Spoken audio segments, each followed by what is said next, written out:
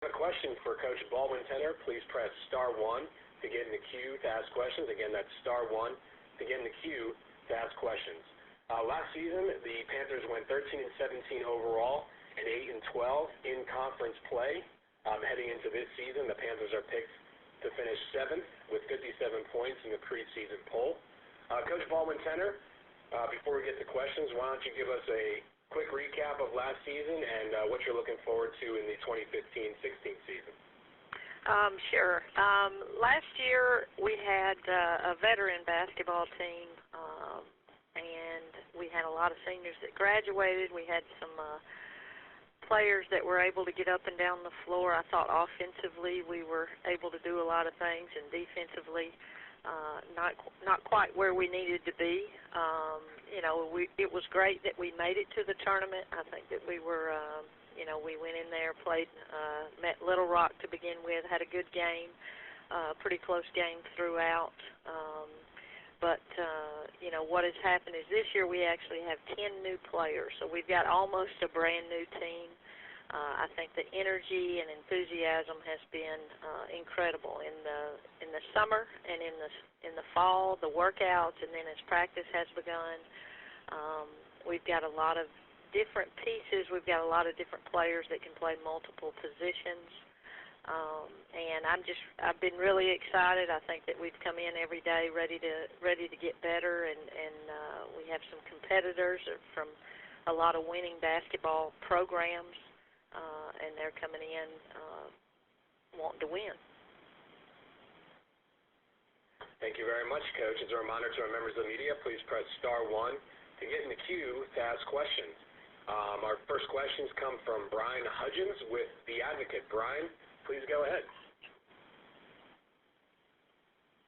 Yes, I wanted to ask, this is Brian with The Advocate, I wanted to ask Coach, considering the different styles of play within the conference, obviously UT Arlington has a strong inside presence with Rebecca Van Dyke, and then if you look at a team like UL Lafayette, they have strong perimeter play from their guards defensively.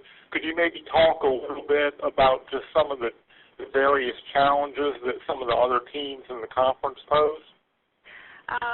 Yes, absolutely. I think, to begin with, I think we have great coaches in our league. And as you pointed out, there is a lot of variety. You can't just prepare for one team the same you're going to prepare for the other 9 or 10 of them. And so I think night in and night out, it's a challenge to get your basketball team ready to go after whichever team you're playing, because there are teams that are more half-court defense, that are smaller guards, that are athletic. As you mentioned, Louisiana Lafayette, there are a lot of times on the floor their tallest player is 5'11", 6 foot, but they get after you and pressing and trapping and doing a lot of things, whereas other teams have size and athletic ability and strength and put the ball inside. So I think it is a challenge. I think you can't just learn how to beat certain teams. You've got to be able to change what you do, and it may be a totally different game plan on Thursday than it is on Saturday. And I think that's a great thing about our league, too, is that you have different teams and different coaches and a lot of different styles in our league. Okay. Thank you.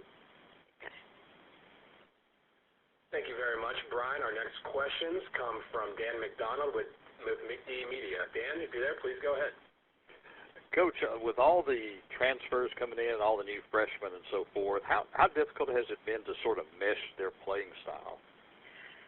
I think it's been a challenge as far as so many new players not knowing what we do and some of our terminology and some of the plays we run and that sort of thing. But I think that a lot of the players play very similar.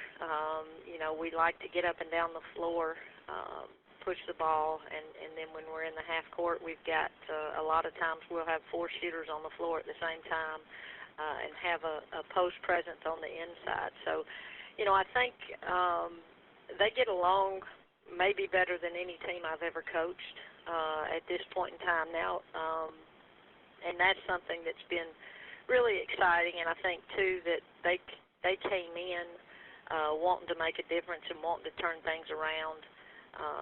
We did have a couple of transfers that were sitting out last year, Tatiana Jackson and then Erica Norwood for half of the year. And so they were around and know a little bit more and are kind of helping the other ones ease into the transition. But they came in ready to do anything and ready to listen and want to get better and continue to push each other. I think this is probably the most competitive team I've probably had from top to bottom. Just sitting talking about who's going to start and who's going to play. I think right now it's really been tough to point those out because I think we're a much more balanced basketball team when we go to the bench and bring people off. They're capable of doing things as well. So, I think right now, it's been a pretty easy process at this point in time, but I do think, as you hit adversity and you start going through things and everybody's not playing 40 minutes a game, I think that's when, we're going to see some people step up. Makiba Ponder did a lot of things for you last year, just sort of popping off the bench. What does she have to do this year to be more of like an all-around threat? I'll tell you, Makiba has been injured all of summer. She didn't go through anything in the summer and then also preseason conditioning. She is just now getting into playing full-court basketball with us. But, as a lot of freshmen do to those, in between their freshman and sophomore years, she has matured and understands the speed of the basketball game a little bit better at this level.